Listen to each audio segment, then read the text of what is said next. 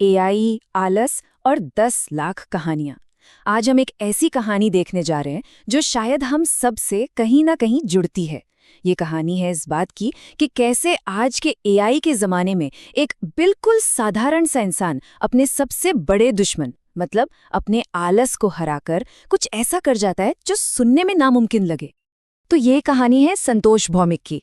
पर जैसा वो खुद कहते हैं ना, ये कहानी असल में हर उस इंसान की है जिसके हाथ में आज 2025 में एक फोन है और ढेर सारे सपने हैं। मतलब देखा जाए तो ये कहानी हम सबकी हो सकती है। तो चलिए कहानी के पहले पड़ाव पर चलते हैं। इसका नाम है ठहराव और एक साधारण फोन। देखते हैं कि कैसे एक छोटा सा फोन एक पूरी जिंदगी को बदलने की वजह बन गया। तो ये है संतोष भौमिक। कोई बहुत बड़ी डिग्री नहीं है, ना ही कोई फैंसी सा ऑफिस। बस एक गरीब परिवार से आते हैं और उनकी दौलत, उनके सपने और उन सपनों को पूरा करने का औजार बस एक सिंपल सा मोबाइल फोन। कुछ महीने पहले तक संतोष की जिंदगी में सब कुछ जैसे रुक सा गया था, बिल्कुल ठहरा हुआ। ना कोई काम था, ना कोई मंजिल, बस एक कमरे में बंद। ये एक ऐसी सिचुएशन है जिससे शायद हम में से कई लोग कभी ना कभी गुजरे होंगे। अब आते हैं कहानी के दूसरे हिस्से पर, दीवारों के पार की प्रेरणा। और सही बताऊं, यहीं से कहानी में एक जबरदस्त ट्विस्ट आता है। तो ये जो बदलाव की चिंगारी थी ना, वो लगी एक YouTube वीडियो से। इस वीडियो में एक ऐसा कह सकते हैं विवादित इंसान था जिसने खुद को 15 फुट ऊंची दीवारों के पीछे दुनिया से एकदम अलग कर लिया था। और यहीं पर सारा खेल था नजरिए का। देखिए, जहां पूरी दुनिया को उस इंसान में एक टेररिस्ट या एक कैदी दिख रहा था, वहीं संतोष को उसमें दिखी एक लैबोरेटरी, एक ऐसी जगह जहां कोई टेंशन नहीं, कोई भटकाव नहीं, बस अपने काम पर पूरा फोकस किया जा सकता है। बस इसी सोच से उनके दिमाग में एक सवाल आया जिसने सब कुछ बदल के रख दिया। सवाल था, अगर वो इंसान अकेले रहकर, एकांत में रहकर पूरी दुनिया पर असर डाल सकता है, तो मैं अपने अकेलेपन से दुनिया को प्रेरित क्यों नहीं कर सकता? और बस यही वो पल था, वो टर्निंग पॉइंट।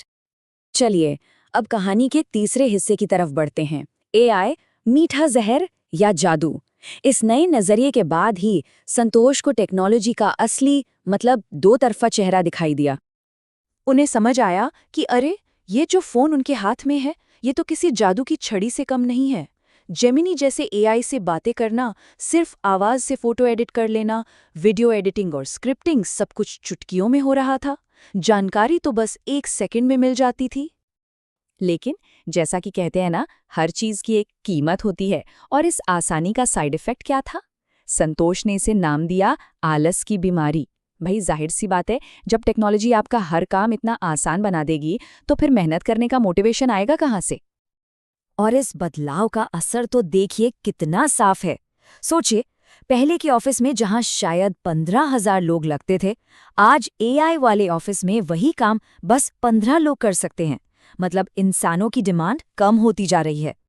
तो फिर सबसे बड़ा और डरावना सवाल यही उठता है कि अगर एआई ही सब कुछ कर लेगा, तो फिर इंसान क्या करेंगे? अब आते हैं चौथे और सबसे अहम हिस्से पर, 10 लाख कहानियों का संकल्प। और उस बड़े सवाल का जवाब हाँ, इसी संकल्प में है।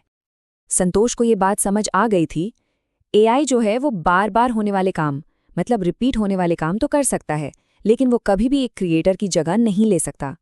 क्यों? क्योंकि एआई तो एक टूल है। उसे चलाना कैसे है, उसे दिशा कौन देगा, वो तो एक इंसान ही होगा ना। और बस इसी एक सोच ने संतोष को एक लक्ष्य दिया, एक ऐसा लक्ष्य जो सुनने में ही नामुमकिन लगता है। और वो नंबर था 10 लाख। तो ये था उनका 10 लाख कहानियों का मिशन। लक्ष्य सीधा था, YouTube पर 10 लाख कहानियां अपलोड करनी है। और रफ्तार, हर रोज 40 से ज्यादा कहानियां बनानी है। और हथियार क्या थे?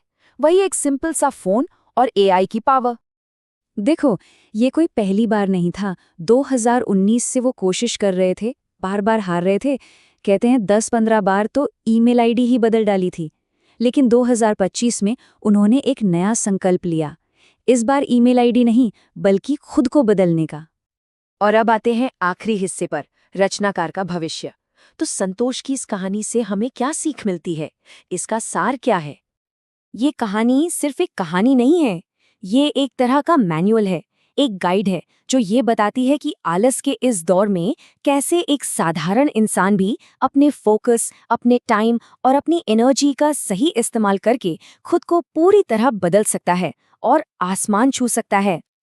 तो संतोष की ये कहानी आखिर में एक सवाल छोड़ जाती है, क्या दुनिया इस सफर में शामिल होने के लिए तैयार है? और ये सवाल हम सबको सोचने पर मजबूर करता है, अपनी टेक्नोलॉजी के बारे में, अपने आलस के बारे में और सबसे ज़रूरी, अपनी क्रिएटिविटी यानी रचनात्मकता के बारे में।